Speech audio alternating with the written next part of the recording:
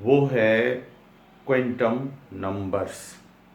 Quantum numbers क्या हैं आपको पता है, और यहाँ से हम स्टार्ट करते हैं क्वांटम नंबर्स से। तो what are quantum numbers? Quantum numbers क्या हैं या इनका मतलब क्या होगा? देखो, एक इलेक्ट्रॉन को, अगर आप एक इलेक्ट्रॉन को, उसकी मैं आपसे पूछूं बेटा ये बताओ इलेक्ट्रॉन, छठा इलेक्ट्रॉन सोडियम का कहाँ पर है, कौन सी जगह पर है? तो आप कह देंगे छठा इलेक्ट्रॉन है तो वो सेकंड शेल में होगा। तो सिर्फ सेकंड शेल आप बता दोगे तो शायद ये बात काफ़ी नहीं होगी, क्योंकि आप लोग जानते हो इलेक्ट्रॉनों का स्पेस जो है ना वो एक नहीं। पहले इलेक्ट्रॉन, जब बिल्कुल एग्जैक्ट इलेक्ट्रॉन की लोकेशन को फाइंड किया जाए तो सबसे पहले आपको ये देखना पड़ता है कि इलेक्ट्रॉन का बड़ा शेल कौन सा है। बड़ा शेल कौन सा है? के है, एल है, एम है, एन है, पहले ये ढूंढ लो। सॉरी। उसके बाद इलेक्ट्रॉन का सब लेवल, यानी एस में है, पी में है, डी में। अच्छा, जब सब लेवल भी ढूंढ लो तो फिर देखना पड़ेगा ऑर्बिटल। भाई पी एक्स में है, पी वाई में है, पी जेड में है, डी एक्स वाई में है, डी वाई जेड में, किस में है। तो इसलिए इसके बाद फिर ऑर्बिटल भी मिल गया। तो ऑर्बिटल में दो इलेक्ट्रॉन होंगे, एक क्लॉकवाइज होगा और दूसरा एंटी क्लॉकवाइज। तो आप कौन से इलेक्ट्रॉन को ढूंढ रहे हो, क्लॉकवाइज को या एंटी क्लॉकवाइज? तो इसलिए याद रखो, आपको एक इलेक्ट्रॉन एटम के अंदर उसकी एग्जैक्ट लोकेशन मालूम करनी है तो 4 स्टेप करने पड़ेंगे। पहले बड़ा शेल नंबर ढूंढेंगे, फिर उसका सब शेल नंबर ढूंढेंगे, फिर उसका ऑर्बिटल ढूंढेंगे और फिर उसका स्पिन। अब ये बार बार हम बोलें उसका ऑर्बिटल नंबर क्या है, सब शेल नंबर क्या है, उसके बाद उसका ऑर्बिटल नंबर क्या है, उसकी स्पिन का क्या स्पिन कौन सी है, तो हम इसके लिए शॉर्ट में 4 कोड या 4 नंबर बना देंगे। बड़े शेल का नंबर, सब लेवल का नंबर, ऑर्बिटल का नंबर, उसके बाद जो है उसके बाद स्पिन का नंबर। तो ये हम नंबर बना देंगे, नंबर मुकर्रर कर देंगे, और इन्हीं नंबर्स को जो आपको इलेक्ट्रॉन, एक इलेक्ट्रॉन किसी में से भी एटम के किसी एक इलेक्ट्रॉन को एक वक्त में ढूंढना है, तो आप एक ही को ढूंढोगे, सारों को एक साथ नहीं ढूंढोगे, एक एक करके ढूंढते हो।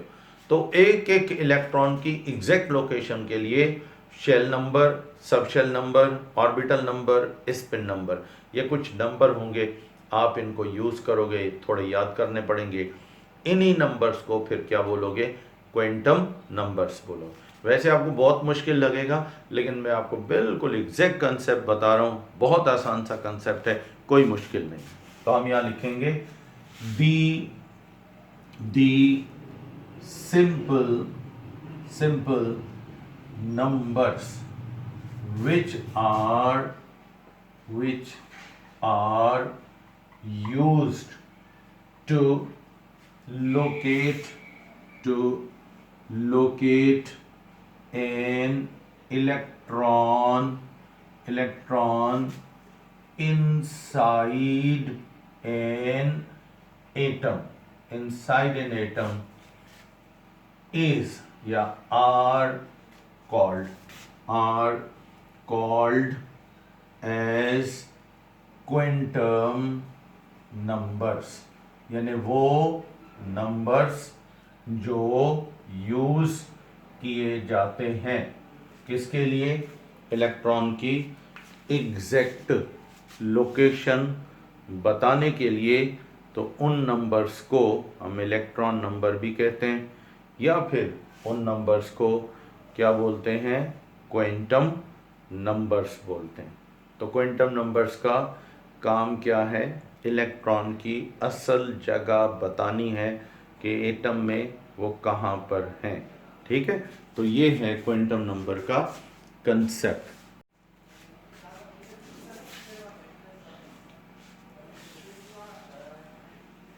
अब बेटा आपने अभी पढ़ा कि इलेक्ट्रॉन को लोकेट करना है, इलेक्ट्रॉन की असल जगह बतानी है एटम के अंदर, पोजीशन, तो स्टेप कितने हैं?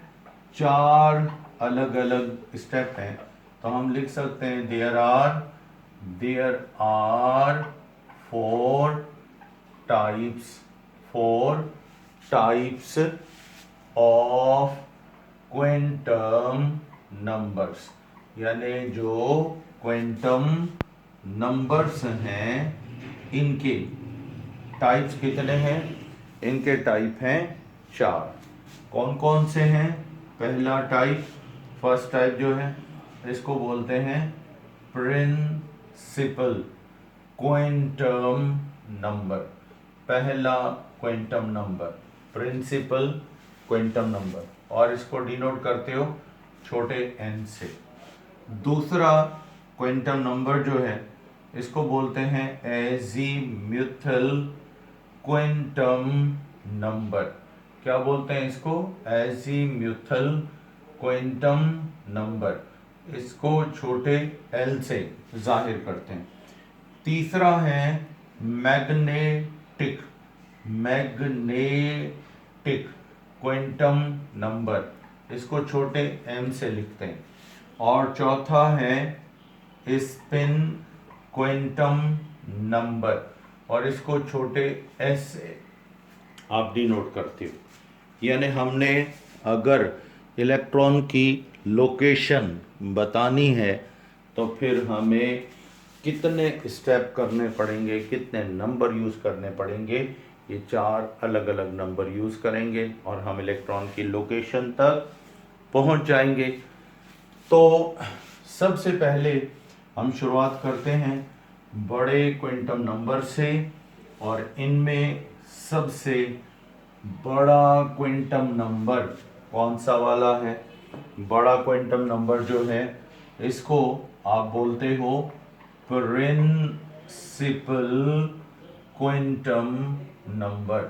पहला क्वांटम नंबर है और इसको प्रिंसिपल क्वांटम नंबर बोलते हैं, और इसको छोटे n से डिनोट करते हैं।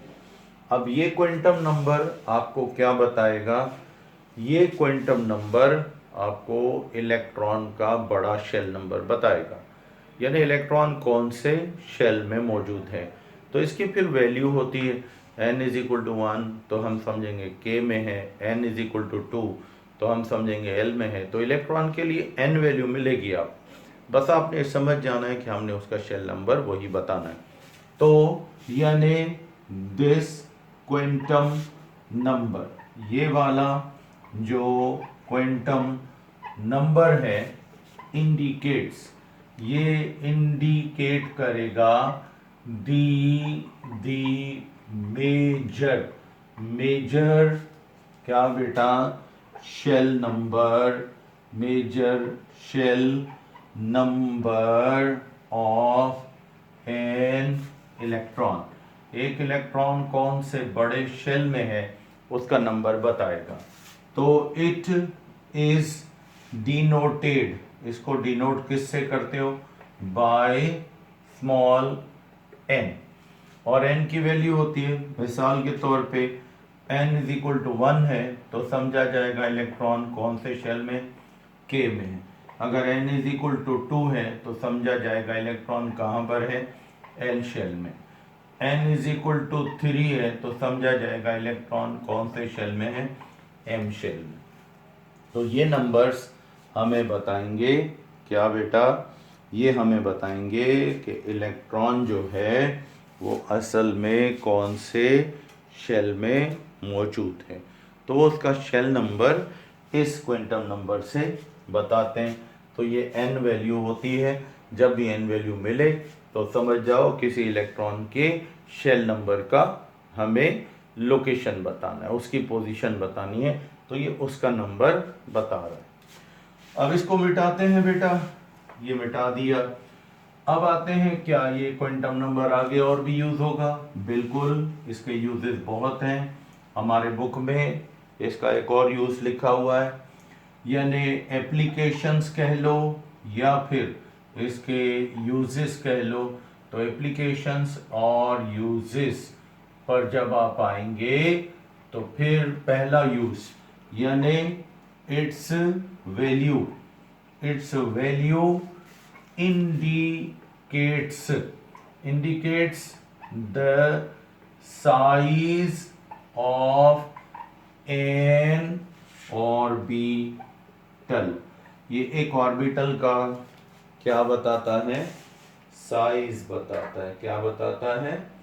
साइज बताता है। अब जैसे अब ये देखो, आपने 1s बनाया तो 1s का शेप स्फेरिकल है, उसके बाद 2s भी स्फेरिकल होगा, लेकिन देखो ये n वैल्यू ये है, और फिर देखो 3s वो इससे भी बड़ा होगा एंड सो ऑन। तो जैसे जैसे हम बेटा n वैल्यू बढ़ाते जाते हैं तो आप देखो साइज ऑफ ऑर्बिटल क्या होगा, ये बढ़ता जाता है, ये बड़ा होता जाता है। तो इसलिए ये पहला काम यही करता है कि इसकी वैल्यू किसी भी ऑर्बिटल का साइज बताती है। जैसे ये है 2px, अब अगर हम 3px उठाएंगे तो वो इससे साइज में बड़ा होगा, एनर्जी में भी ज़्यादा होगा। तो ये साइज और एनर्जी n वैल्यू से डायरेक्टली प्रोपोर्शनल होती है, लेकिन कहीं कहीं n वैल्यू एनर्जी के साथ कहीं डायरेक्टली प्रोपोर्शनल होती है, कहीं ये थोड़ा एरर भी देती है। खैर, साइज तो लाजमन बताती है कि साइज n वैल्यू से बढ़ता है।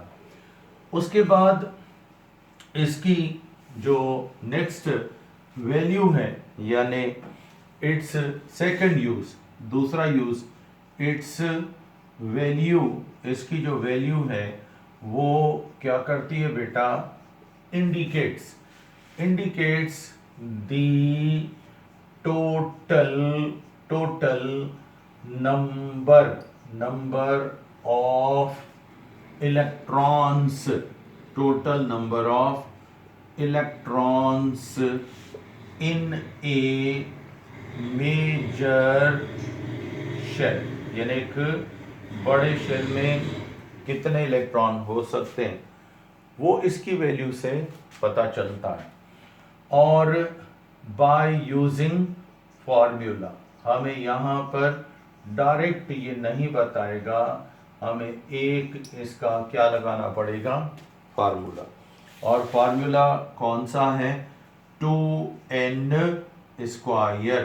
तो ये अब जैसे n इज इक्वल टू 1 है तो फिर इलेक्ट्रॉन कितने होंगे? k में 1 को स्क्वायर किया तो आंसर आया 2 इलेक्ट्रॉन्स।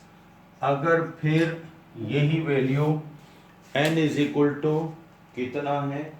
2 है, n इज इक्वल टू 2 है, तो फिर देखो यहाँ पे n इज इक्वल टू 2 है तो फार्मूला लगाओ तो ये बनता है 2 इंटू 2 स्क्वायर, तो 2 का स्क्वायर 4, तो ये हो गए 8 इलेक्ट्रॉन्स। तो ऐसे जहाँ भी n वैल्यू किसी फार्मूले में आए तो आपने ये 4 तक यूज करनी है, 4 तक, 4 तक, 4 से ऊपर इसकी वैल्यू यूज नहीं करना। थियोरेटिकली तो हो जाएगा, लेकिन असल में आपको पता है ये जो ऑर्बिटल्स होते हैं ये ऑलमोस्ट सब लेवल जो होते हैं ये एस पी डी तक होते हैं, 4 होते हैं। तो जब तक ये सब लेवल बढ़ते रहते हैं तब तक ये वैल्यू बढ़ती रहती है। जब सब लेवल ख़त्म हो जाते हैं बढ़ना, 4 4 4 रहते हैं, तो फार्मूले में 4 ही चलता है। तो ये हमें बताता है इसका फार्मूला। ठीक है, अब इसके बाद इसकी वैल्यू एक और फार्मूले में यूज होती है, एक और फार्मूले में यूज होती है, और वो है नंबर 3rd एप्लीकेशन, यानी इट्स वैल्यू। इसकी जो वैल्यू है इज यूज्ड, ये यूज होती है टू क्या बेटा? कैलकुलेट दी नंबर, क्या बताना है? नंबर बताना है of orbitals in a major energy level, एक बड़े एनर्जी लेवल में कितने ऑर्बिटल होंगे, यानी के में ऑर्बिटल कितने हैं या इलेक्ट्रॉनों के पेयर कितने हैं, एल में कितने पेयर हैं, एम में कितने पेयर हैं, एन में कितने पेयर हैं। तो इसके लिए यूजिंग फॉर्मूला, यहाँ पर हम इसके लिए क्या यूज करते हैं, फॉर्मूला यूज करते हैं, और फार्मूला हमारा है एन स्क्वायर। अब देखो जैसे n इज इक्वल टू 1 है, तो हमने 1 को स्क्वायर किया तो आंसर आया 1। तो इसका मतलब है k में कितने ऑर्बिटल्स होंगे, सिर्फ 1। तो k में सिर्फ s ऑर्बिटल है, एक ऑर्बिटल है। अच्छा, n इज इक्वल टू 2 लिख लो, तो फिर ये हो जाएगा 2 का स्क्वायर 4। अब ये भी 4 तक जाएगा, 4 से ज़्यादा नहीं इसकी n की वैल्यू। तो 2 का 4, तो कितने ऑर्बिटल होंगे, 4 ऑर्बिटल्स होंगे। कौन कौन से हैं, अब आपको पता है ये n इज इक्वल टू 2 है, मतलब l लेवल है।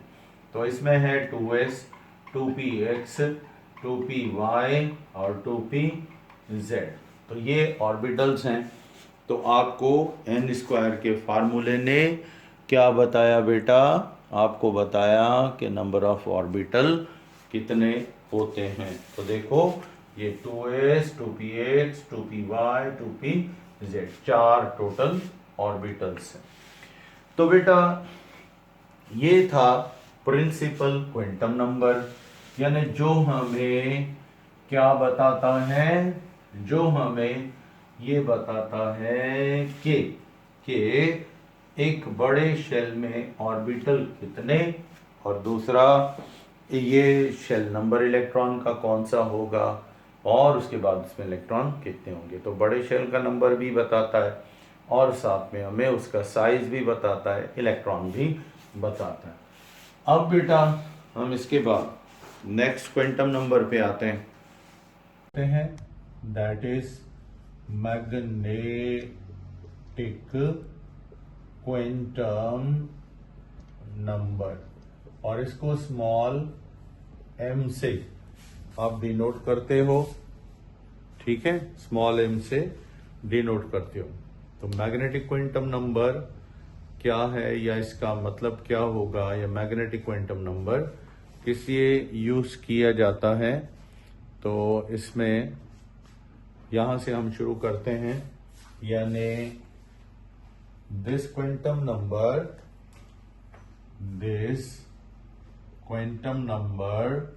ये वाला क्वांटम नंबर जो है इंडिकेट्स दी क्या बेटा, ऑर्बिटल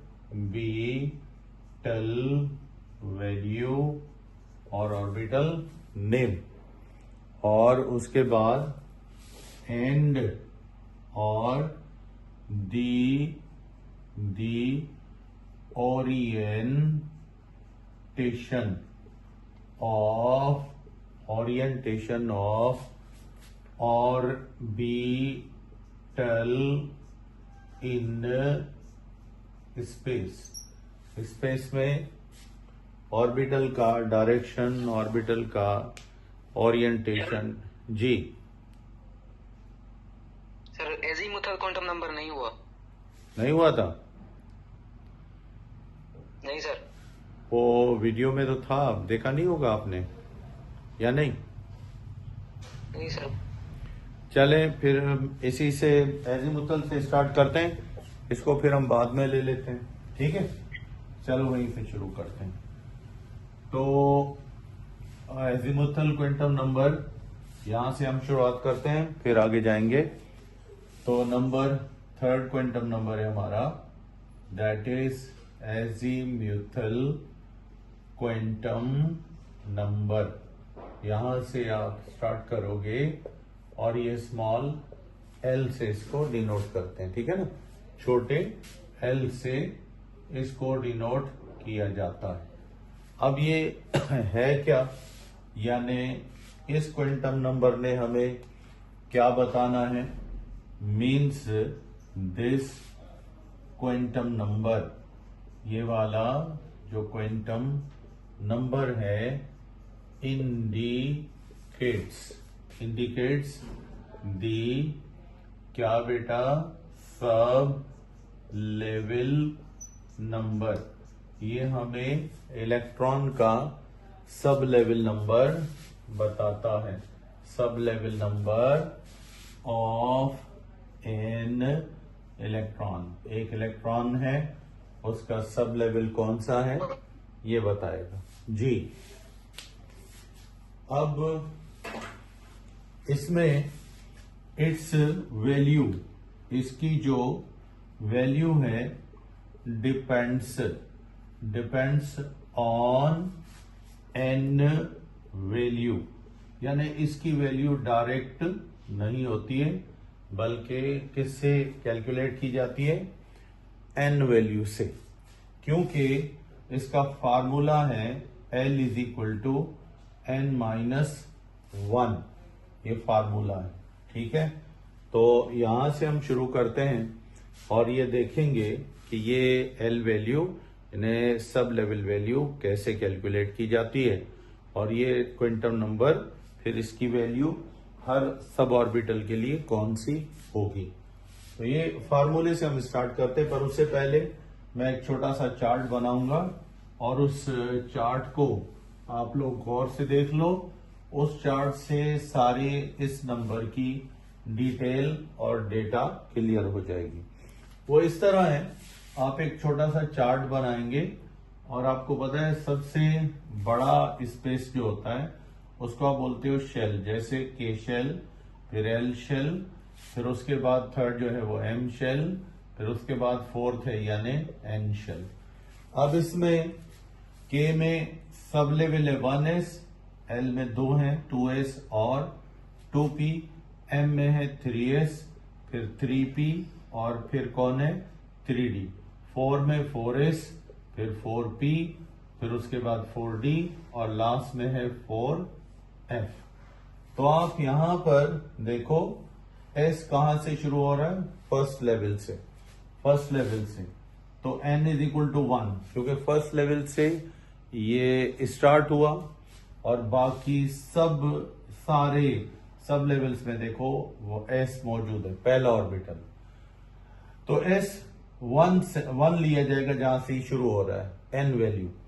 फिर देखो l वैल्यू p के लिए, p कहां से शुरू हो रहा है, सेकंड से, सेकंड से शुरू हो रहा है, फिर आगे सब में है लेकिन पहले में नहीं है।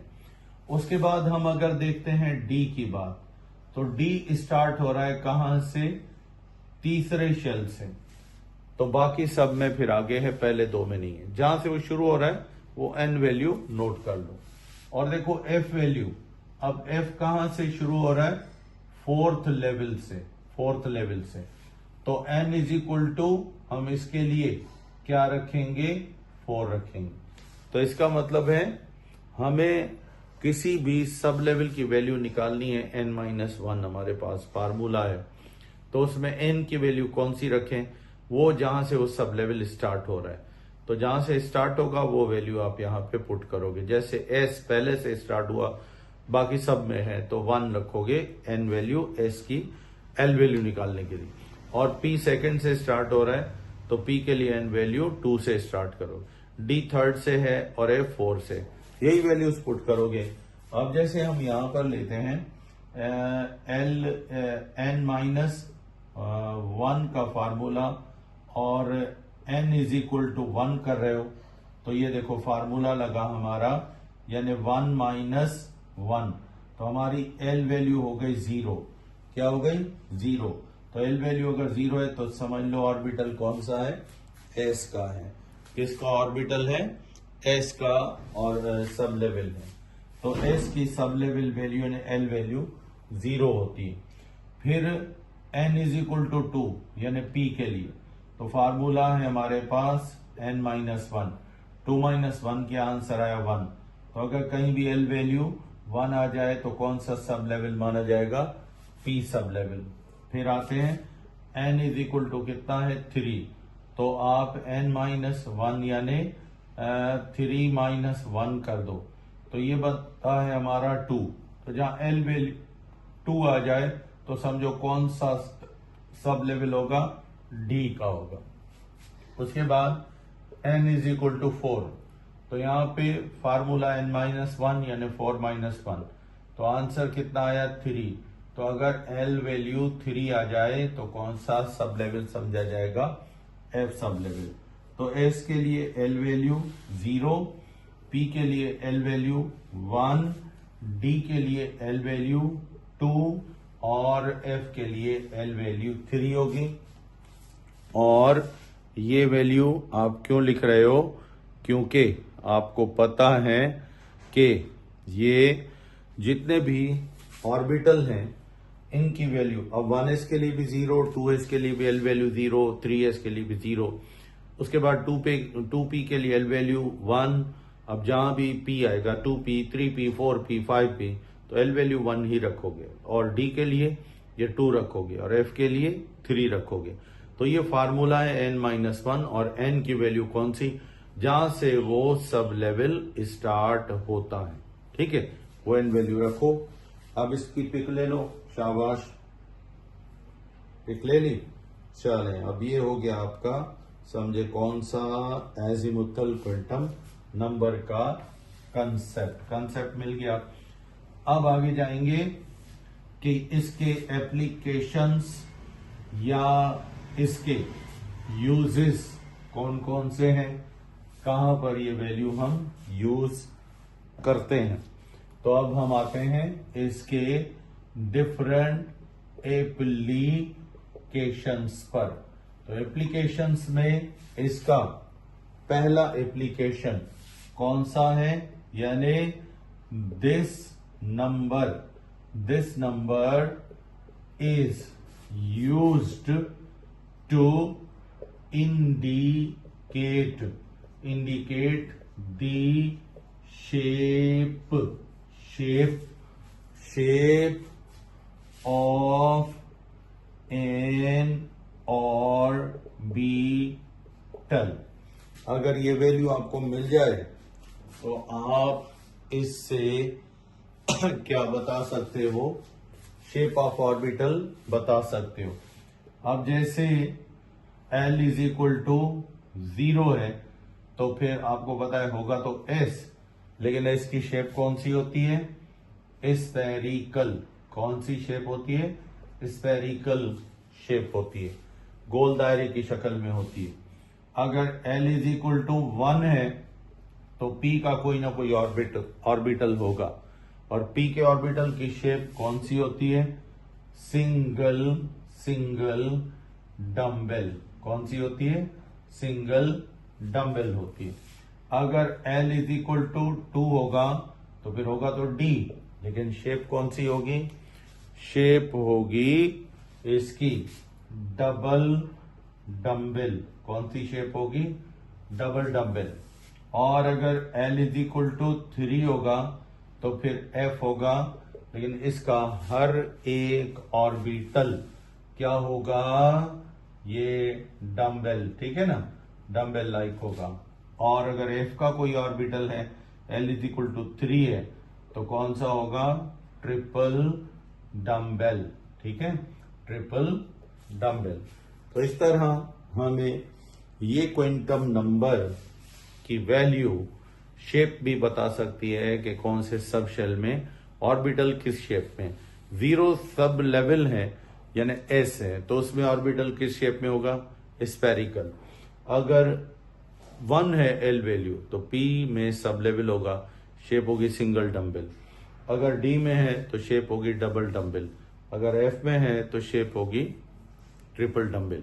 तो हमें एजीमुथल क्वांटम नंबर ये क्या बताता है, शेप्स ऑफ ऑर्बिटल्स बताता है। तो नोट करें इसको, ये था इसका क्वांटम नंबर का पहला यूज।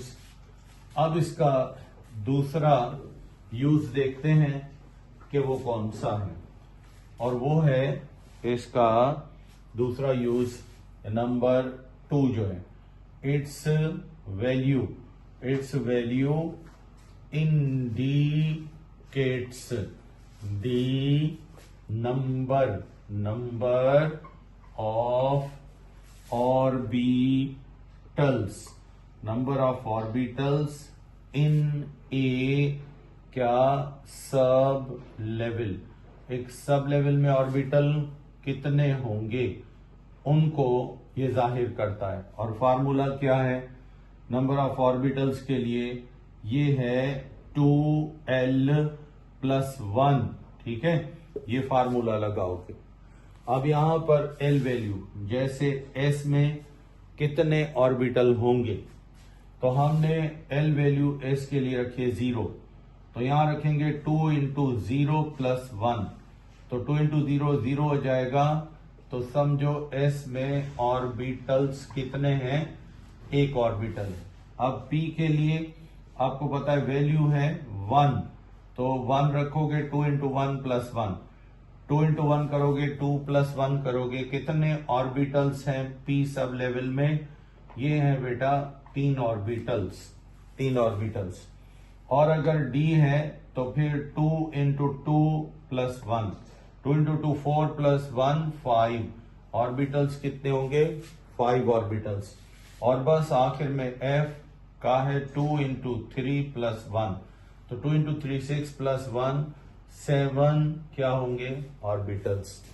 तो ये क्वांटम नंबर 2l + 1 फार्मूले में इसकी वैल्यू यूज करो, 2l + 1 l वैल्यू रखो और ऑर्बिटल निकाल लो कि एक सब लेवल में कितने ऑर्बिटल हो सकते हैं। तो इसकी वैल्यू ये बताती है। अब हम लेते हैं इसका थर्ड एप्लीकेशन। और थर्ड एप्लीकेशन जो है वो कौन सा है कि ये एक सब लेवल यानी S, P, D और F में नंबर ऑफ इलेक्ट्रॉन कितने होंगे फार्मूला बताएगा और कैलकुलेट। नंबर 3 इट्स वैल्यू, तो इसकी जो वैल्यू है इंडिकेट्स, बताती है क्या भाई? इसकी वैल्यू बताती है, indicates the total number of electrons in each sub level.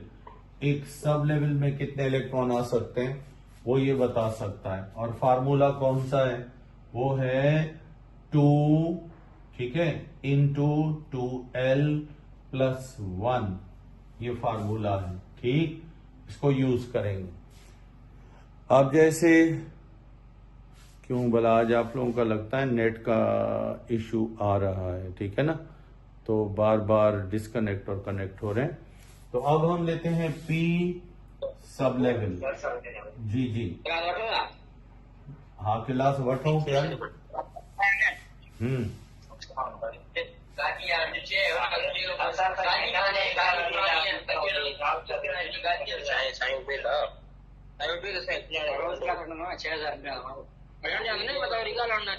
अरे छोकरा छा थियो अथव?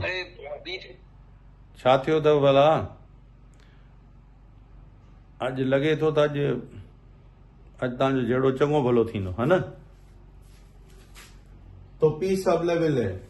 अब P सब लेवल में कितने इलेक्ट्रॉन होंगे? 2, ठीक है, इंटू 2, फिर L = 0 + 1, तो 2 × 0, यहां पे क्या हो जाएगा? ये पहले S का निकालते हैं, ठीक है, S का, तो ये हो जाएगा S के लिए 0, तो ये 1 आ गया, इंटू ये देखो 0 हो जाएगा, 1 इंटू, अब ये 2 फिर ब्रैकेट के बाहर है, इससे मल्टीप्लाई, तो इलेक्ट्रॉन्स कितने होंगे? ये होंगे ये 2 इलेक्ट्रॉन। कितने इलेक्ट्रॉन होंगे? 2 इलेक्ट्रॉन। फिर है P सब लेवल। अब P सब लेवल में कितने इलेक्ट्रॉन्स होंगे? तो यहाँ पे 2 × 2 × 1 फार्मूला ये है, ठीक है, और +1, तो ये देखो 2 × 1 2 + 1 3, तो यहाँ पे हम लिखेंगे और 2 × 3, ये देखो ना, सिंप्लीफाई किया 3 आ गया, अब 3 से मल्टीप्लाई, तो ये हुआ हमारा कितना? 6 इलेक्ट्रॉन। तो P सब लेवल में 6 इलेक्ट्रॉन। फिर कौन है? D sub level. फार्मूला है 2 × 2 और L वैल्यू है D की 2 + 1, तो 2 इंटू 2 4 प्लस 1 5, 5 इंटू 2 तो कितना हो गया 10 इलेक्ट्रॉन। तो डी में कितने इलेक्ट्रॉन 10 होंगे। फिर है एफ, एफ का एल वैल्यू है 3, तो 2 फार्मूले का, फिर ब्रैकेट, फिर 2 फार्मूले का, फिर एल वैल्यू है 3 प्लस 1 और देखते हैं कितना बनता है। इसको सिंप्लीफाई 2 इंटू 3 6, 6 प्लस 1 7, तो अब 2 इंटू क्या कर दो 7, तो कितना हो गया 14 इलेक्ट्रॉन्स। तो how many electrons can be accommodated in each sub level. तो बेटा एस सब लेवल में टोटल 2 इलेक्ट्रॉन, फार्मूला ये 2 इंटू 2 एल प्लस 1 ये लगा, एल वैल्यू रखो और सब लेवल निकाल लो। तो एस में सब लेवल में 2, पी सब लेवल में 6, डी में 10 और एफ में 14 ये आएगा इसका यूज। नोट कर लो शाबाश जल्दी से। चले अभी क्लियर हो गया। अब हमने एजीमुथल क्वांटम नंबर जो है उसको कंफर्म कर लिया कि इसका यूज क्या है और एजीमुथल क्वांटम नंबर हम कैसे मतलब यूज करेंगे और इसका कंसेप्ट क्या है। अब आते हैं थर्ड क्वांटम नंबर की तरफ, और वो कौन सा है, that one is magnetic quantum number. कौन सा नंबर है, मैग्नेटिक क्वांटम नंबर। और ये मैग्नेटिक फार्मूले का, फिर एल वैल्यू है 3 प्लस 1 और देखते हैं कितना बनता है। इसको सिंप्लीफाई 2 इंटू 3 6, 6 प्लस 1 7, तो अब 2 इंटू क्या कर दो 7, तो कितना हो गया 14 इलेक्ट्रॉन्स। तो how many electrons can be accommodated in each sub level. तो बेटा एस सब लेवल में टोटल 2 इलेक्ट्रॉन, फार्मूला ये 2 इंटू 2 एल प्लस 1 ये लगा, एल वैल्यू रखो और सब लेवल निकाल लो। तो एस में सब लेवल में 2, पी सब लेवल में 6, डी में 10 और एफ में 14 ये आएगा इसका यूज। नोट कर लो शाबाश जल्दी से। चले अभी क्लियर हो गया। अब हमने एजीमुथल क्वांटम नंबर जो है उसको कंफर्म कर लिया कि इसका यूज क्या है और एजीमुथल क्वांटम नंबर हम कैसे मतलब यूज करेंगे और इसका कंसेप्ट क्या था। अब आते हैं थर्ड क्वांटम नंबर की तरफ, और वो कौन सा है, that one is magnetic quantum number. कौन सा नंबर है, मैग्नेटिक क्वांटम नंबर। और ये मैग्नेटिक क्वांटम नंबर कौन सा क्वांटम नंबर है, ये आपको बताएगा ऑर्बिटल वैल्यू। वो सब लेवल वैल्यू बता रहे थे, ऑर्बिटल का शेप बता रहे थे, अब ये बताएगा कि ऑर्बिटल कितने हैं एक सब लेवल में और हर ऑर्बिटल का नंबर क्या है, ऑर्बिटल का नंबर क्या है। यानी दिस नंबर, ये वाला जो नंबर है, इज यूज्ड, ये हम यूज करेंगे किसके लिए, इज यूज्ड टू क्या, कैलकुलेट, यानी कैलकुलेट करने के लिए दी ऑर्बिटल वैल्यू, यानी ऑर्बिटल वैल्यू कैलकुलेट करने के लिए इसको हम यूज करेंगे। अब ये खुद इसकी कोई इंडिपेंडेंट वैल्यू नहीं होती है, इसकी वैल्यू कैलकुलेट करनी पड़ती है, इसकी वैल्यू कैलकुलेट करनी पड़ती है। और ये जो है भाई इसकी वैल्यू जब तक आप कैलकुलेट नहीं करोगे तो आप ऑर्बिटल वैल्यू नहीं निकाल पाओगे। तो कहां से लाएं इसकी वैल्यू, इसकी वैल्यू एल वैल्यू पे डिपेंड करेगी। किस पे डिपेंड करेगी, एल वैल्यू पे, यानी इट्स वैल्यू डिपेंड्स ऑन किस पे, एल वैल्यू, इसकी खुद वैल्यू एल वैल्यू पे डिपेंड करती है। क्योंकि आपको पता है एस सब लेवल है उसमें ऑर्बिटल कितने, एक। खुद है सब लेवल भी है, ऑर्बिटल भी है। पी सब लेवल है लेकिन ऑर्बिटल कितने उसके अंदर, तीन, P X, P Y, P Z. फिर डी सब लेवल है, उसमें ऑर्बिटल कितने, D X Y, D Y Z, D X Z, 5 होते हैं। और एफ जो है वो क्या है, सब लेवल, लेकिन उसमें ऑर्बिटल 7 होते हैं। तो ये जो ऑर्बिटल्स हैं ये हम कैलकुलेट करते हैं किस में से बेटा, ये ऑर्बिटल्स कैलकुलेट करते हैं सब लेवल में से। लिहाजा आपको सब लेवल नंबर मिल जाए जो एजीमुथल क्वांटम नंबर में होता है वो यूज करोगे। तो अब देखो एग्जाम्पल, एस के लिए एल वैल्यू हमें मिली हुई है कितनी, 0। तो 0 खुद एक वैल्यू है, यानी 0 इज ए सिंगल वैल्यू, बस ये एक वैल्यू काउंट होती है। तो इसका मतलब है एक सिंगल वैल्यू जो है इज इक्वल टू 1 ऑर्बिटल। यानी कितने ऑर्बिटल होंगे, एक ऑर्बिटल, एक सिंगल वैल्यू, एक ऑर्बिटल। तो अब एस में कितने ऑर्बिटल्स होंगे, एस के अंदर सिर्फ 1 ऑर्बिटल होगा और इसके लिए m इज इक्वल टू 0 ही लिखना पड़ेगा। क्यों, m वैल्यू इसकी कितनी है, 0 है। l वैल्यू भी 0, m वैल्यू भी 0, क्योंकि l से ही इसकी वैल्यू कैलकुलेट करते हो। अब आते हैं p सब लेवल पे। तो p सब लेवल जो है उसकी l वैल्यू है 1। तो अब ये वैल्यूज कैसे निकालोगे, माइनस, यहां से शुरू करोगे, माइनस में भी लिखना है प्लस में, जैसे मैथ में लिखते हो ना, जो ये वैल्यू है माइनस से शुरू करो और प्लस तक एंड करो। तो -1 एक वैल्यू, फिर 0 एक वैल्यू, फिर +1 एक वैल्यू। अब समझ लो, अगर m इज इक्वल टू कितना है, -1 है, तो समझो px, m is equal to 0 है, py, m is equal to +1 है, pz है। तो इसका मतलब है हमें ये वैल्यू जिस नंबर से एल वैल्यू स्टार्ट हो माइनस से शुरू करनी है, प्लस तक जाना है, जैसे लाइन में लिखते हो। अगर 1 है तो -1, फिर 0, फिर +1, 2 है तो -2, -1, 0, +1, +2, जितनी वैल्यूज उतने ऑर्बिटल। तो अब ये पी का हो गया, चलो इसको नोट करो। चले नोट कर लिया।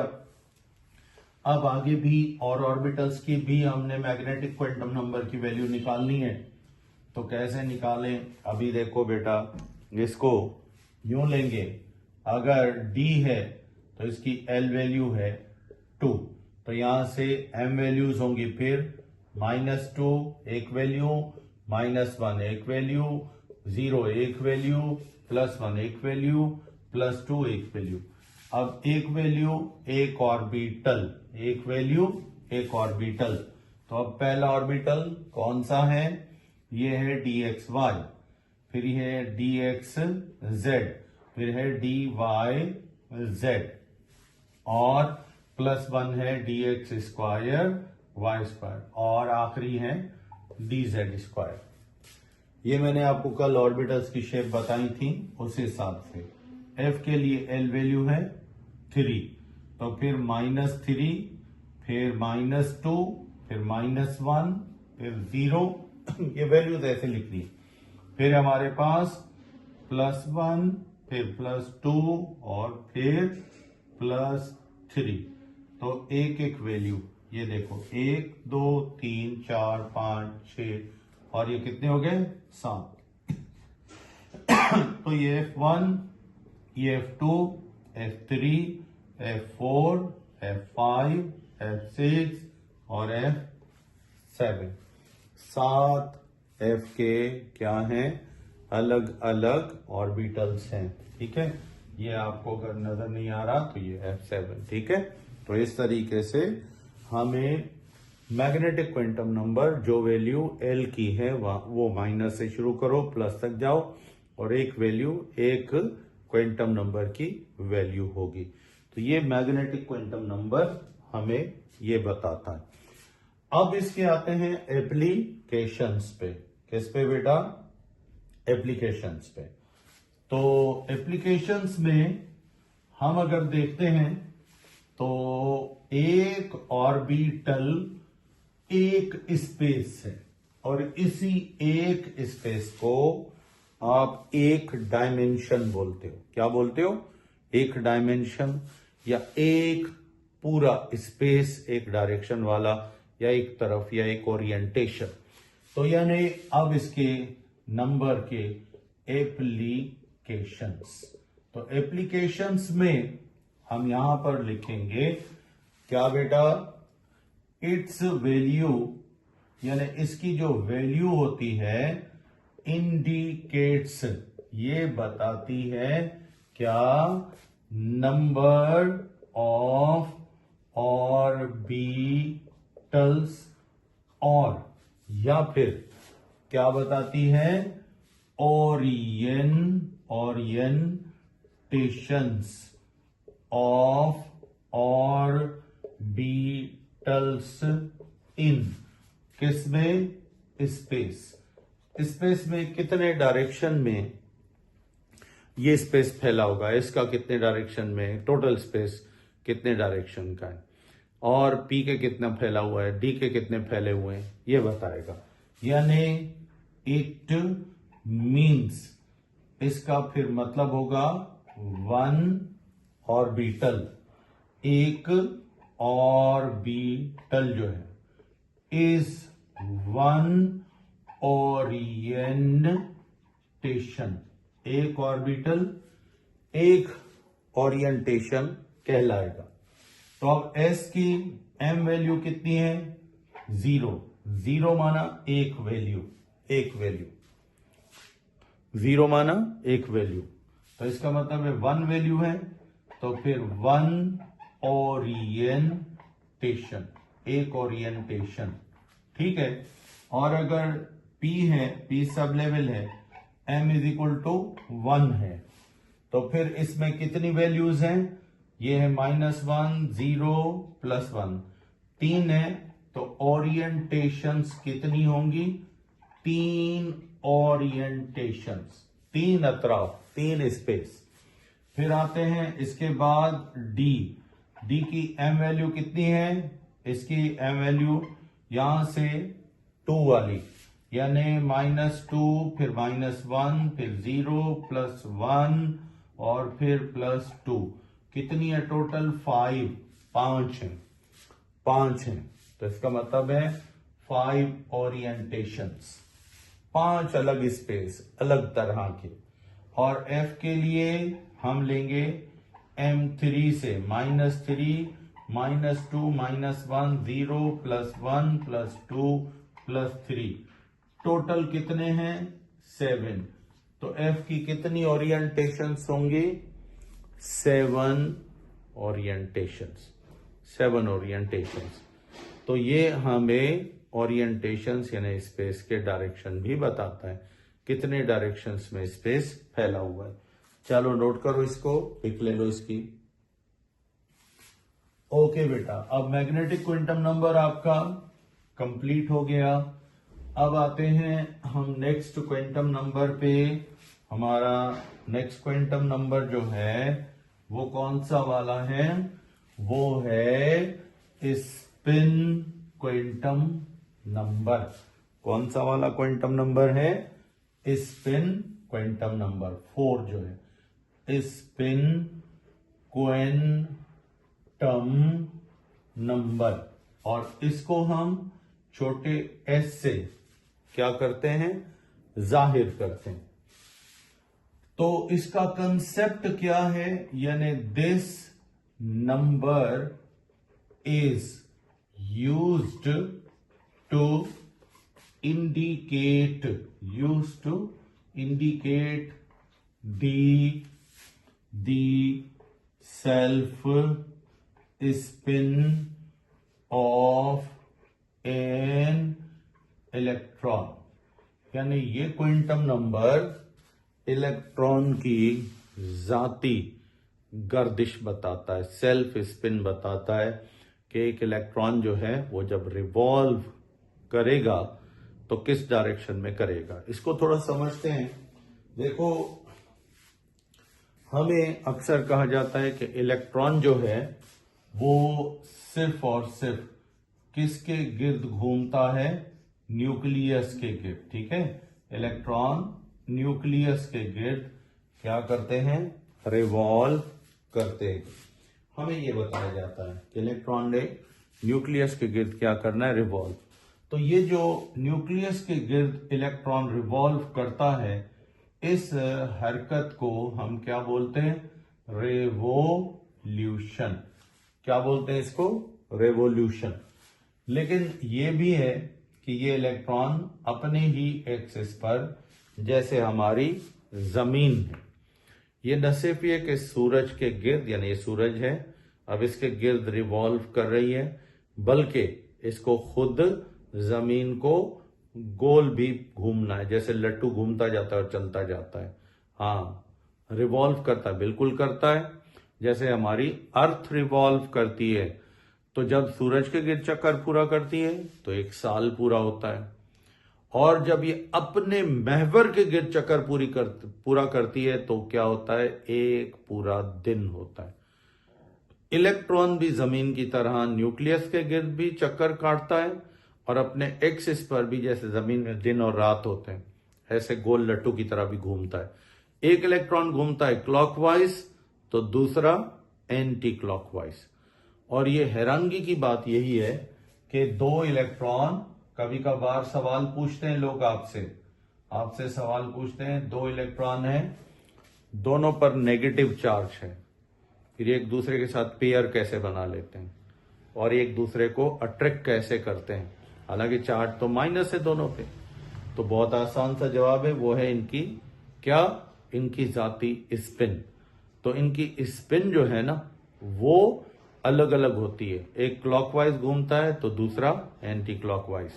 फिर ये मैग्नेटिक फील्ड बनाते हैं। अब देखो, जैसे एक इलेक्ट्रॉन है, ये घूम रहा है क्लॉकवाइज, ठीक है, मरकज के गिर्द तो घूमेगा, लेकिन क्लॉकवाइज घूम रहा है, तो इसकी स्पिन जो है, अगर हम इसको क्लॉकवाइज स्पिन में लिखते हैं तो फिर इसकी स्पिन वैल्यू लिखेंगे हाफ नेगेटिव या -12 स्पिन वैल्यू। एस पाना स्पिन वैल्यू हाफ माइनस का मतलब इलेक्ट्रॉन ने रोटेट करना है क्लॉकवाइज। अच्छा, दूसरा इलेक्ट्रॉन है, अब इसने रिवॉल्व करना है, किस डायरेक्शन में रिवॉल्व करना है? Anti clockwise. किस डायरेक्शन में? एंटी क्लॉकवाइज में। तो जब एक इलेक्ट्रॉन एंटी क्लॉकवाइज क्या करेगा? रोटेट करेगा एंटी क्लॉकवाइज, तो इसकी स्पिन वैल्यू क्या लिखोगे? हाफ पॉजिटिव, या फिर लिखोगे प्लस हाफ पॉजिटिव। तो ये वैल्यूज होती हैं। अब ये समझ लो कि 2 इलेक्ट्रॉन क्या हो गए? पेयर हो गए। तो एक ये नॉर्थ पोल, तो नीचे वाला साउथ, एरो का नॉर्थ और ये साउथ। अब देखो, एक बना रहा है नॉर्थ पोल, आधा नॉर्थ पोल, तो दूसरा आधा साउथ पोल। अब ये आधा नॉर्थ पोल, तो ये साउथ पोल। तो इसी वजह से ये 2 इलेक्ट्रॉन ऑपोजिट मैग्नेट्स बन जाते हैं और एक दूसरे को अट्रैक्ट करते हैं। ये नॉर्थ तो ये साउथ, ये साउथ तो ये नॉर्थ। तो स्पिन ऑफ इलेक्ट्रॉन जब पेयर में होगा तो एक की स्पिन क्लॉकवाइज होगी, तो दूसरे की स्पिन क्या होगी? Anti clockwise. तो हम स्पिन वैल्यू से ये पहचान लेंगे कि इलेक्ट्रॉन्स की मूवमेंट किस डायरेक्शन में, क्लॉकवाइज है या एंटी क्लॉकवाइज। तो ये क्वांटम नंबर हमें इसी के बारे में बताता है। तो यहाँ पे आज हम इसको सेशन को यहीं पे ऑफ करेंगे, क्योंकि अब क्वांटम नंबर हो गए और बाकी 1 मिनट आपका रहता है, तो उस 1 मिनट में हमारा नेक्स्ट इसी क्वांटम नंबर का ही टॉपिक है, वो है पॉलीज एक्सक्लूजन प्रिंसिपल, और एक पॉली रूल भी है। ये दोनों रूल और एक्सक्लूजन प्रिंसिपल ये अलग अलग हैं। तो नेक्स्ट टाइम कल हम यहीं से स्टार्ट करेंगे। और दूसरा मैं आपको बता दूं कि ये कोशिश करो इस वीक में ही फीस को भी फाइनल कर लो और फिर मैं ये ग्रुप पे आपके नंबर भी रीअरेंज कर दूं। तो कुछ की अभी पहुंची है, कुछ दोस्तों की अभी नहीं पहुंची है, तो ये थोड़ा कोशिश कीजिएगा। अगर डायरेक्ट आप देना चाहें तो भी मुझे कॉल कर दीजिएगा, मैं नवाबशाह में होता हूँ। आउटसाइडर जो हैं वो भले इजी पैसा अकाउंट जो है मेरे नंबर वाला, वही आप यूज़ करो, उसी पे हो सकता है। तो इसको मैं रिकॉर्डिंग भी आपको भेज देता हूँ, कोशिश करो लाइव भी अटेंड करो। आज काफ़ी स्टूडेंट्स थे और राउंड अबाउट ये आज नंबर 12 से भी क्रॉस कर गया था। तो कोशिश करें ये आप लाइव भी ज्वाइन करें और मैं आपको वीडियो भेजूंगा। तो इसकी पिक ले लो, फिर मैं सेशन को ऑफ करता हूँ, ठीक है? शाबाश। ओके बेटा, तो अब यहाँ पे हमारा सेशन ऑफ हो रहा है। इंशाल्लाह कल फिर मुलाकात होगी 8:20 पे। 8:20 पे नोट कर लो, आपकी क्लास होती है। कभी कभार अगर नेट का इशू हुआ तो 4 या 5 मिनट आगे या पीछे हो सकते हैं, इससे ज़्यादा नहीं। ठीक है बेटा, अल्लाह हाफिज़।